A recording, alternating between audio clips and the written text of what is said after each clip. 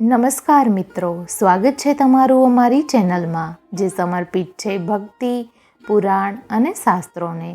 મિત્રો, આજે આપણે આ વિડીયોમાં જાણીશું કે ચૈત્ર નવરાત્રિ ક્યારે પ્રારંભ થાય છે, મુહૂર્ત શું છે તથા કુંભ સ્થાપન અને પૂજન વિધિ કેવી રીતે કરવી. જો તમને આ વિડીયો પસંદ આવે તો વિડીયોને લાઈક કરજો, શેર કરજો અને આપ આ ચેનલ પહેલી વખત જોઈ રહ્યા હોય તો ચેનલને સબસ્ક્રાઈબ કરજો, જેથી આવનાર નવા વિડીયોની માહિતી આપ સૌ સુધી તુરંત પહોંચી શકે. જય મા નવદુર્ગા. તમને બધાને આવનાર ચૈત્રી નવરાત્રિની ખૂબ ખૂબ શુભકામનાઓ. માતાજી આપણા બધા ઉપર કૃપા દ્રષ્ટિ બનાવી રાખે અને આપણી બધી મનોકામનાઓ પૂર્ણ કરે એવી પ્રાર્થના. હિન્દુ ધર્મમાં નવરાત્રિને ખૂબ જ પવિત્ર અને વિશેષ માનવામાં આવે છે. આ તહેવારને શક્તિનો તહેવાર પણ કહેવાય છે. વર્ષની અંદર એમ તો 4 નવરાત્રિ ઉજવવામાં આવે છે, જેમાંથી એક ચૈત્ર નવરાત્રિ અને બીજી શારદીય નવરાત્રિ છે અને બીજી 2 એ ગુપ્ત નવરાત્રિ હોય છે.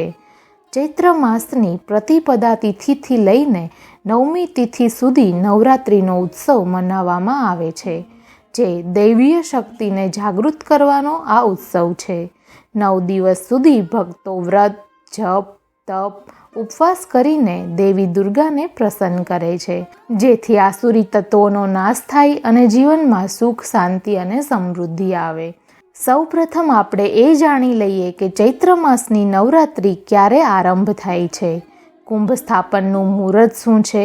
આપણા હિન્દુ પંચાંગ અનુસાર ચૈત્ર માસની શુક્લ પક્ષની પ્રતિપદા તિથિ પ્રારંભ થાય છે તારીખ 8 એપ્રિલ 2024 રાત્રે લગભગ 11:50 અને આ તિથિ પૂર્ણ થાય છે 9 એપ્રિલ 2024 રાત્રિના 8:30. નવરાત્રિ ઉત્સવ તે ઉદયતિથિ અનુસાર ઘટ સ્થાપન, કુંભ સ્થાપન તેમજ અખંડ જ્યોત ઉત્સવ છે.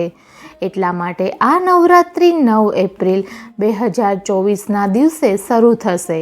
કુંભ સ્થાપન, અખંડ જ્યોત અને જુવારા વાવવાની પણ આ જ દિવસે સવારે શુભ ચોઘડિયામાં રહેશે. કળશ સ્થાપના માટે મુહૂર્ત છે 9 એપ્રિલે સવારે 6:11 થી લઈને 10:30 સુધીનું. આ શુભ મુહૂર્ત છે. આ ઉપરાંત આ જ દિવસે અભિજીત મુહૂર્ત છે, જે બપોરની 12:03 થી લઈને 12:54 સુધીનું રહેશે. અભિજીત મુહૂર્તમાં કોઈ પણ શુભ કાર્ય કરી શકાય છે, ચાહે ચોઘડિયું ગમે તે હોય. આ વખતે માં દુર્ગા ચૈત્ર નવરાત્રિ પર ઘોડા પર અસવાર થઈને આવે છે. મંગળવારે ચૈત્ર નવરાત્રિનો પ્રારંભ થાય છે, તેથી માનું વાહન ઘોડો રહેશે.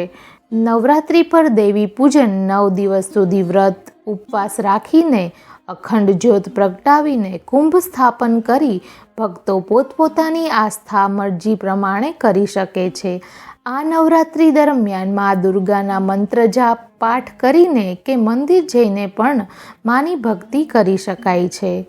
9 દિવસ સુધી જો વ્રત રાખી ના શકીએ, વ્રતના નિયમ પાડી ના શકીએ તો માના 9 રૂપ છે તે 9 રૂપની નિત્ય સેવા પૂજા કરીએ.